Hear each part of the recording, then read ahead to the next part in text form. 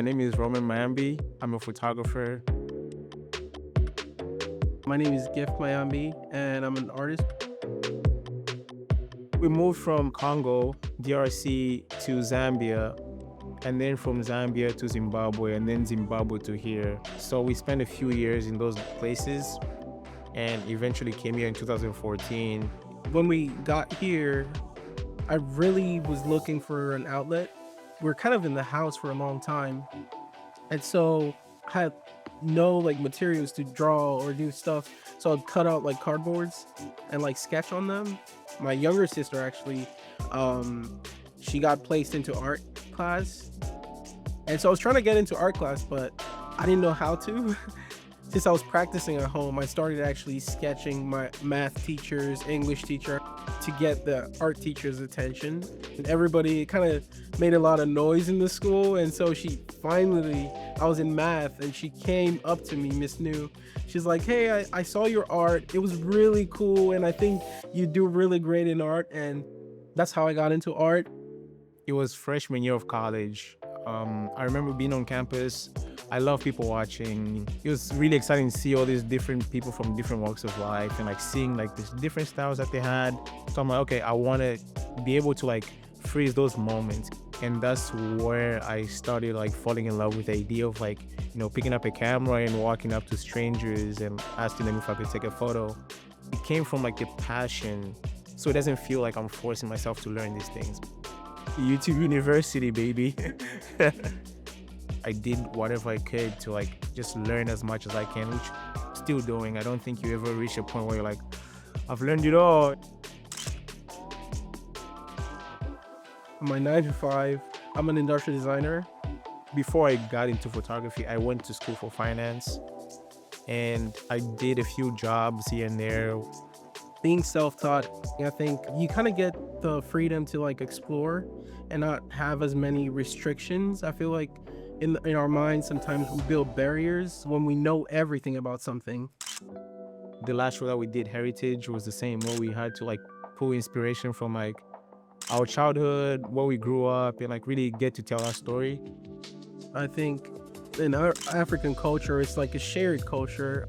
Obviously, the different countries, maybe different cities, they all have their own traditions.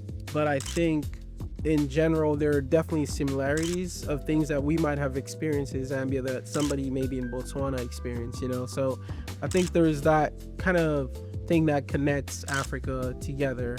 And so we're trying to tap into that. It's in Cincinnati, but people are this doesn't feel like Cincy. It feels, and that's the goal, right? To be able to share those stories and inspire people who haven't either visited Africa before, and also share the story and the culture of what we've experienced.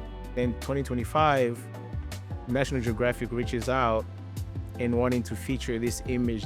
So the mask was from Congo, but the robe that was worn is from Senegal, which my best friend is from Senegal, so I had him wear that. And then the sandals, or the babouche, that what they call them, originated from Morocco. So it's just different pieces and parts.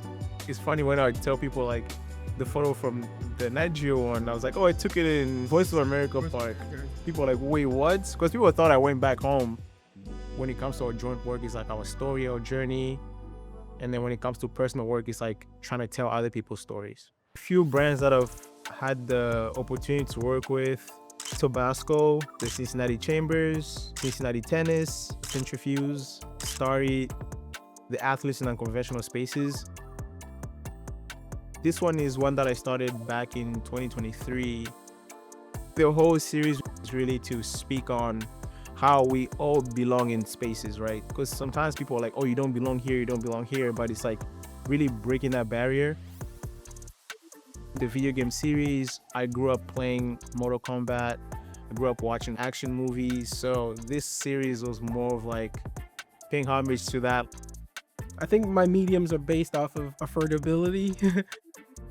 I mean, I get to touch a pen every day at least.